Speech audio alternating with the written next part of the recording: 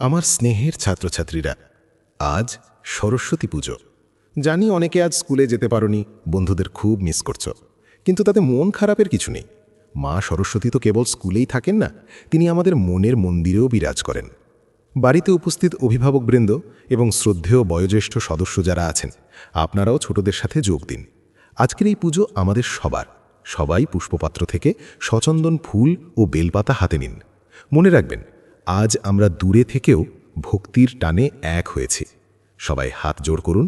প্রথমে আমরা মায়ের আবাহন করব। আমার সাথে সাথে স্পষ্ট উচ্চারণে বলুন, ওম ভদ্রকাল্যৈ নমো নিত্যাং সরস্বত্যৈ নমো নমঃ। বেদ বেদাঙ্গ বেদান্ত বিদ্যাস্থানেভ্য এব চ এষ সচন্দন পুষ্প বিল্লপত্রাঞ্জলি। ওম ঐং সরস্বত্যৈ নমঃ। ভক্তিভরে হাতের ফুল মায়ের চরণে অর্পণ করুন। গৃহ বা বাড়ি হল আমাদের জীবনের প্রথম পাঠশালা, আর মা বাবা দাদু দিদিমারাই হলেন আমাদের প্রথম শিক্ষক। তাই পুঁথিগত বিদ্যার আগে গুরুজনদের শ্রদ্ধা করা শিখতে হবে। যে ছাত্র বড়দের সম্মান দেয়, মা সরস্বতী তাকেই দুহাত ভরে আশীর্বাদ করেন। নিন, আবার সবাই হাতে ফুল নিন।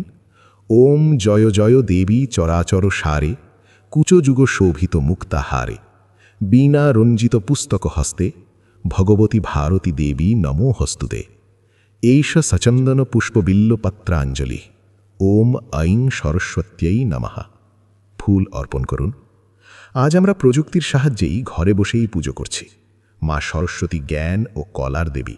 তিনি চান তোমরা যুগের সাথে তাল মিলিয়ে চলো, কিন্তু প্রযুক্তির যেন অপব্যবহার না হয়।